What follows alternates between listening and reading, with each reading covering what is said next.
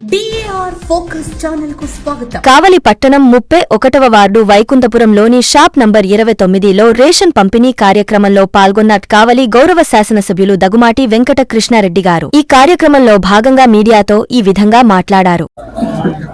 రాష్ట్ర వ్యాప్తంగా రేషన్ డీలర్ల సమస్యలు, రాష్ట్ర వ్యాప్తంగా లబ్ధిదారుల బాధలు, వెల్లువెత్తిన విమర్శలు, ప్రజలు పడిన బాధలు అన్నిటికీ పరిష్కారాన్ని చూపుతూ రాష్ట్ర ప్రభుత్వం ఈ రోజు నుంచి రేషన్ షాపు విధానాన్ని పాత పద్ధతికి తీసుకొచ్చినందుకు రాష్ట్ర ప్రభుత్వాన్ని అభినందిస్తూ, గత ప్రభుత్వంలో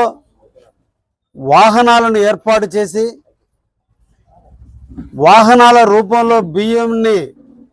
కొల్లగొట్టినటువంటి వైనాన్ని, ఎప్పుడు వాహనం వస్తుందో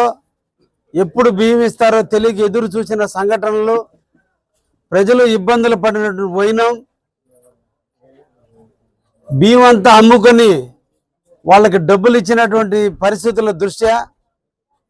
కొన్ని వేల ఫిర్యాదుల మధ్య రాష్ట్ర ప్రభుత్వం ఒక చారిత్రాత్మకమైనటువంటి నిర్ణయాన్ని తీసుకొని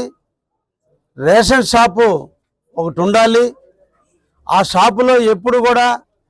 షాపు నిర్వహించేటువంటి వ్యక్తులు ఎదురు చూడాలి,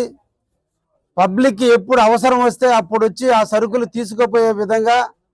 వాళ్ళ దగ్గర డబ్బులు ఎప్పుడు ఉంటే అప్పుడు తీసుకునే విధంగా చేయాలి, వాళ్ళకి అన్ని రకాల సౌలభ్యాలు కల్పించాలనే ఉద్దేశంతో ఈ రోజున రాష్ట్ర వ్యాప్తంగా ప్రభుత్వం మరలా రేషన్ షాపులోనే సరుకు తీసుకునే విధానాన్ని ప్రవేశపెట్టడం జరిగింది. ఉదయం 8 గంటల నుంచి 12 గంటల వరకు, సాయంత్రం 4 గంటల నుంచి నైట్ 8 గంటల వరకు కూడా షాపులు ఓపెన్ చేయాలి. 65 సంవత్సరాల వయసు లోపున్నటువంటి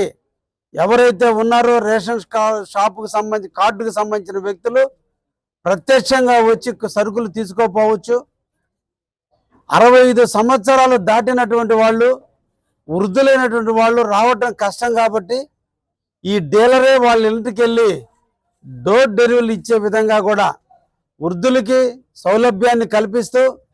సామాన్య ప్రజానికానికి వచ్చి తీసుకుపోయే విధంగా ఈ రోజున ఈ రేషన్ షాపులను రూపొందించడం జరిగింది.